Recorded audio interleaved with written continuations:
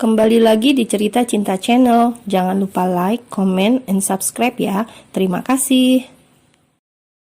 Bagaimana, Ar? Tanya Nara yang melihat Arka mulai masuk ke dalam mobil. Entah, jawab Arka sambil mengedikkan bahunya. Kok entah sih? Tanya Nara dengan kesal. Jangan bilang kalau lo belum masuk ke sana. Belum, jawab Arka menggelengkan kepalanya. Gue cuma ngintip aja dari jendela, sambungnya. Sumpah ya, kalau gue nggak inget lo itu keponakan laki gue, udah gue bejek-bejek muka lo jadi tempe, ucap Nara geram. Lo tuh nggak tahu gimana perasaan gue, Ra. Lo gampang tinggal ngomong gitu, tapi hati gue tuh deg-degan, nggak karuan, gerutu Arka dengan kesal. Makanya jangan main api kalau nggak mau kena asapnya, jawab Nara ketus. Ayo. Nara turun dari mobil dan menggandeng Arka untuk masuk ke dalam rumah Salsa. Yang, panggil Bisma bingung. Om di sini atau mau ikut terserah, kata Nara tidak memperdulikan Bisma. Ra, gue gak mau, Ra, gue belum siap. Saru Arka berusaha melepaskan cekalan Nara pada lengannya. Siap gak siap, lo harus siap.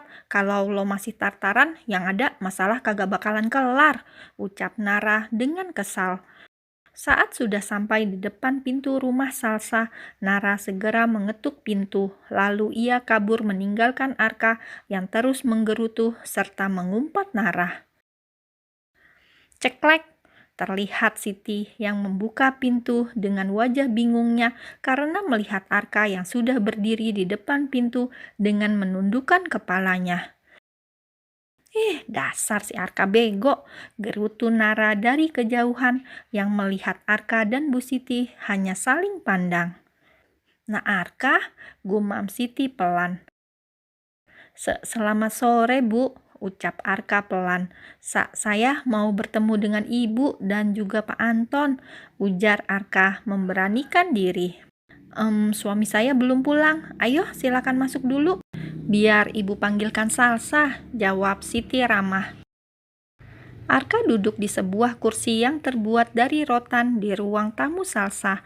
Hingga tak berapa lama, Salsa muncul bersama dengan sebuah nampan di tangannya yang berisi secangkir teh hangat.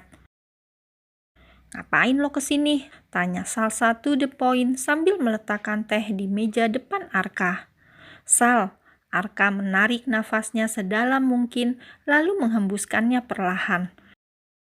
Arka bangkit dari duduknya, lalu kemudian berlutut di depan Salsa dengan tangan yang menggenggam tangan Salsa erat. Arka, seru Salsa dengan terkejut. Sal, gue tahu gue banyak salah sama lo, gue udah hancurin hidup lo, gue pengecut dan gue bajingan. Tapi Sal, gue mohon kasih gue kesempatan sekali lagi untuk menebus semua kesalahan gue. Izinin gue buat selalu berada di dekat lo, ngejagain lo dan mencintai lo Sal, ucap Arka tulus. Izinkan gue buat jadi ayah yang baik buat Aska dan juga suami yang baik buat lo. Arka menatap mata Salsa dengan lekat. Mata itu mulai berembun dan berkaca. Mungkin bila Salsa mengedipkan matanya sekali saja, maka air itu akan turun. Gua nggak butuh suami pengecut kayak lo, ucap Salsa dengan bibir bergetar dan berusaha melepas pegangan tangan Arka. Tapi Aska butuh gue, Sal, jawab Arka dengan cepat. Dia bukan siapa-siapa loh, jadi dia nggak butuh loh, ucap Salsa lagi. Sal, gue mohon. Selama ini gue sudah hampir gila mencari di mana keberadaan lo.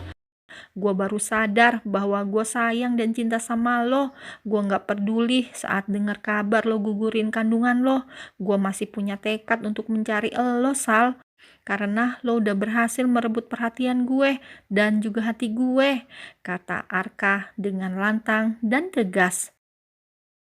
Sal, ayo kita buka lembaran baru. Gue mohon, gue janji akan bahagiain lo sama baby Aska.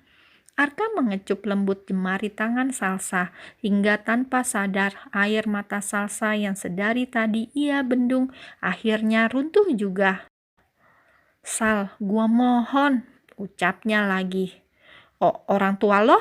Tanya Salsa dengan menggigit bibir bawahnya. Ia masih mengingat bahwa orang tua Arka sangat tidak menyukainya dan lebih menyukai Nara dibanding dengannya. Lo nggak perlu mikirin mereka, gue sama Om Bisma akan mengurus semuanya. Gue mohon Sal, demi kebahagiaan kita, kebahagiaan Aska.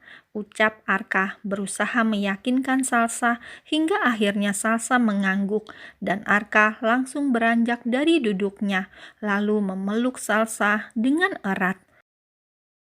Tanpa mereka sadari, sedari tadi Siti dan Anton melihat dan mendengar percakapan mereka berdua. Tentu saja mereka merasa lega dan bahagia karena anak cucunya sudah menemukan sang pemiliknya. Setelah memastikan Arka masuk ke dalam rumah Salsa, Nara dan Bisma pun langsung menancap gas mobilnya menuju hotel kembali. Sayang, panggil Bisma sambil memeluk Nara dari belakang. Nara yang tengah menikmati pemandangan luar lewat jendela kamar hotelnya merasa terkejut kala Bisma memeluknya hanya dengan menggunakan handuk yang melilit di pinggangnya.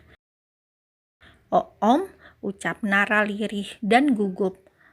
Bisa nggak kalau panggilan itu diubah?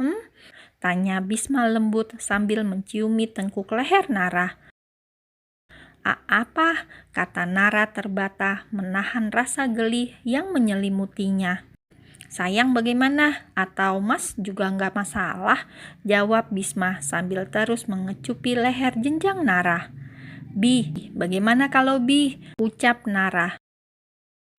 Ini tangan tolong kondisikan dulu. Nara belum mandi. Seru Nara melepaskan pelukan Bisma lalu segera berlari ke dalam kamar mandi. Sayang, panggil Bisma setengah berteriak karena ditinggal begitu saja oleh Nara. Di dalam kamar mandi, Nara langsung memegang dadanya dengan nafas yang naik turun. Aduh, jantung gue kenapa begini banget sih rasanya? Ucapnya masih dengan mengatur nafasnya. Inikah akhir dari status perawan gue? Gumamnya pada diri sendiri. Sekitar 1 jam Nara berada di dalam kamar mandi. Ia terus mondar-mandir di dalam sana lantaran bingung harus keluar atau tidak dengan menggunakan pakaian yang sudah ia siapkan sebelumnya. Aduh, kenapa gua mendadak nyesel ya beli beginian? Gerutunya. Padahal dulu gua nafsu banget mau godain Om Bisma. Kenapa giliran udah sah malah gue yang jadi grogi begini sih? Katanya lagi. Oke Nara, tarik nafas, buang perlahan. Dia udah jadi laki loh, so lo harus siap melepas status perawan loh. Ucapnya lagi dengan yakin sambil menatap kaca. Ceklek, Nara membuka pintu kamar mandi dan matanya menelisik mencari keberadaan Bisma. Nara melihat Bisma yang sudah tertidur di atas sofa kamar hotel itu membuat Nara mendesah pelan. Entah gua harus lega atau kecewa lihat dia ketiduran begitu, gumam Nara pelan. Apa gue kelamaan di dalam kamar mandi? Katanya lagi. Karena merasa kecewa, akhirnya Nara memutuskan untuk langsung tidur saja di atas ranjang. Ia sudah berusaha meyakinkan dan menekadkan niatnya untuk memberikan malam pertama kepada Bisma, malah sang empunya tidur di sofa. Arka begitu terharu saat Salsa kembali menghampirinya dengan membawa seorang bayi yang masih sangat mungil di tangannya. Sal, ucap Arka lirih menatap mata Salsa dengan dalam. Iya, jawab Salsa tersenyum dan mengangguk. Lalu ia mendudukkan dirinya di kursi samping Arka agar Arka bisa lebih dekat dengan putranya.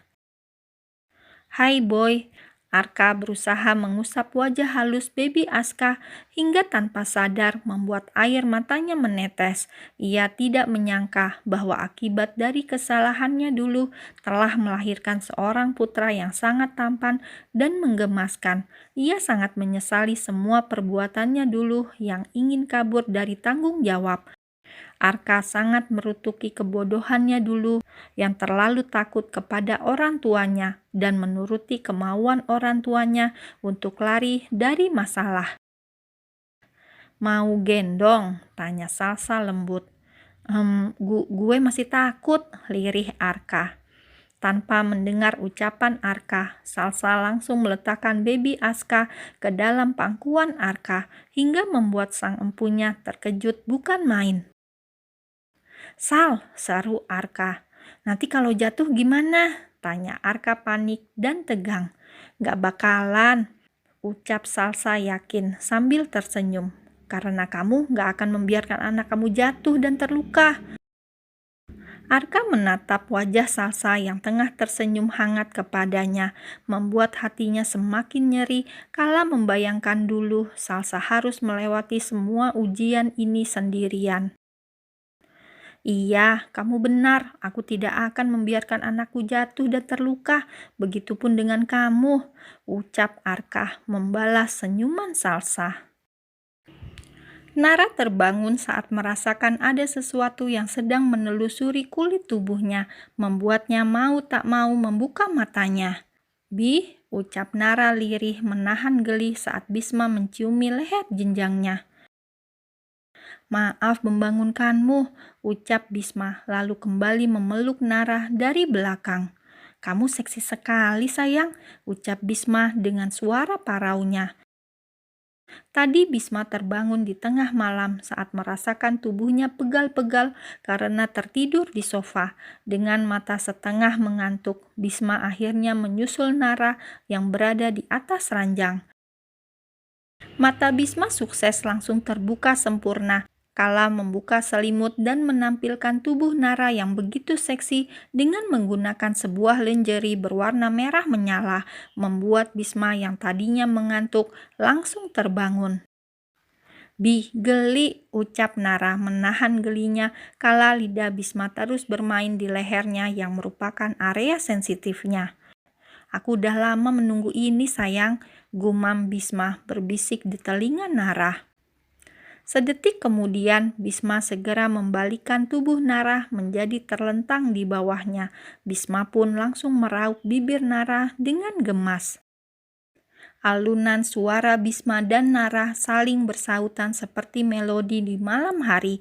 Kasur yang semula rapi, kini sudah tak beraturan bentuknya akibat permainan Bisma dan Nara. Hingga beberapa saat, Bisma akhirnya sampai pada tujuannya dan berujung ambruk di sisi Nara.